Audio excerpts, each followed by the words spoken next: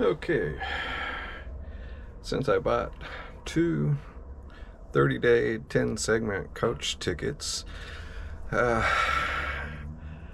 I started thinking about riding and coaching. How do I plan on surviving coach for that long a period of time? Well, for one, I don't think I'm going to be on the road for 30 days, but maybe a couple of weeks. First thing I want to do to plan for surviving coach is bring some essentials with me. First thing I did was I bought two coach tickets, so that way I have both seats. I don't have to put up with the seatmate asking them if I can get in or out, or if they fall asleep on their tray table, I don't have to wait for them to wake up. Or if I come back from the observation car, they're not going to be asleep in my seat either. So that's the first thing. So double the cost, but it's still a cheap ride at $299 for each coach ticket. So $600, well, actually $598 for the pair. So that ensures me that I have both seats, which is the biggest thing I have done to survive coach. The next thing I plan to do to survive coach is bring some electronics with me. I usually bring a DVD player and a set of headphones.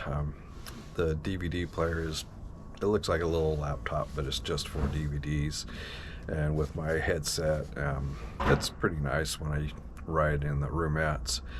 But I thought this time, since I'm going to be riding coach, I don't want to have a whole lot of things I have to take this trip.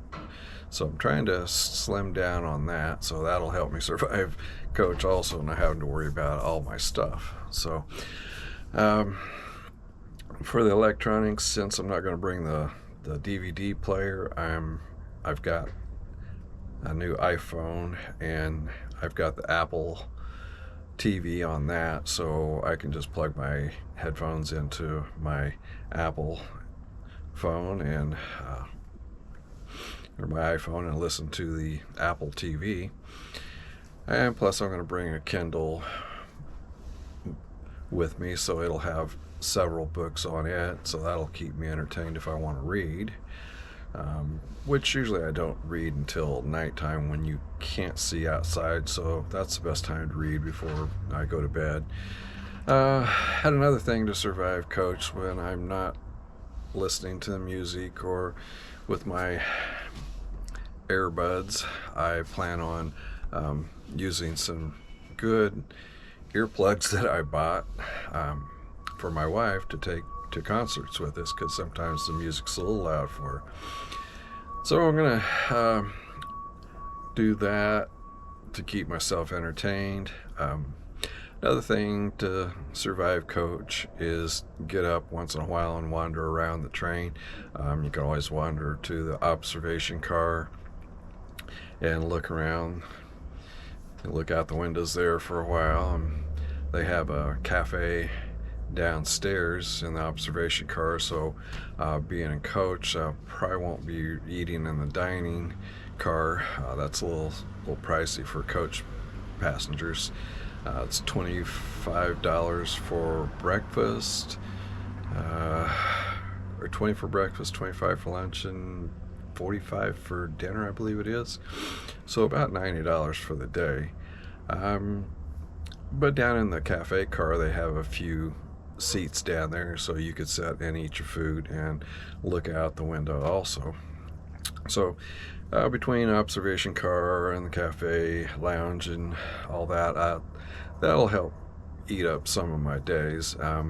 Most of the time I'm going to be on the train is going to be about 2 days, except for maybe one segment. It looks like it's going to be 3 days.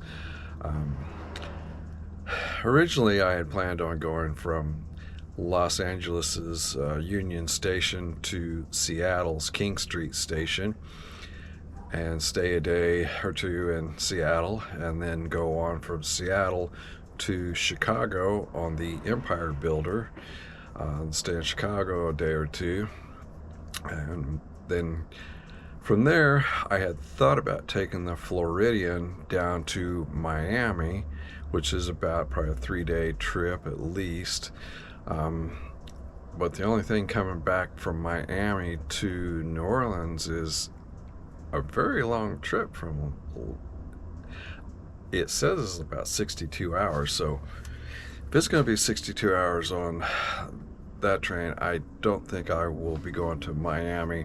I think instead I'll just go ahead and take the Southwest Chief to Kansas City, get off in Kansas City, and go see my sisters for a couple of days, and then get back on and go to Los Angeles, where I started at.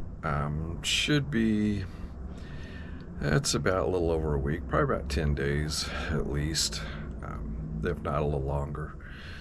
So those are the few things I plan on doing to survive coach. I bought the 2 seats, got my electronics to listen to, get up and walk around the cars once in a while.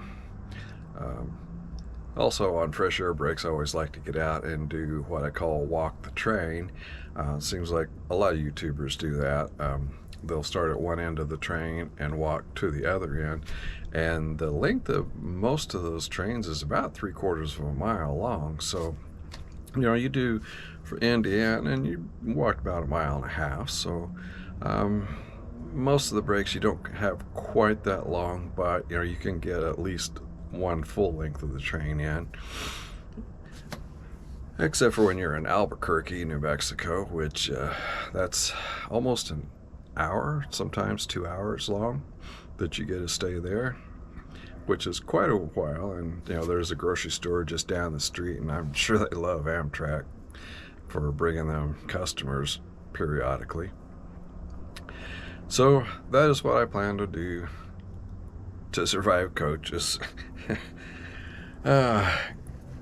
First thing I'm going to be doing is gritting my teeth and understanding that it's public transportation, and when you're riding with that many other people, things will get hectic sometimes. So plan for the worst and hope for the best.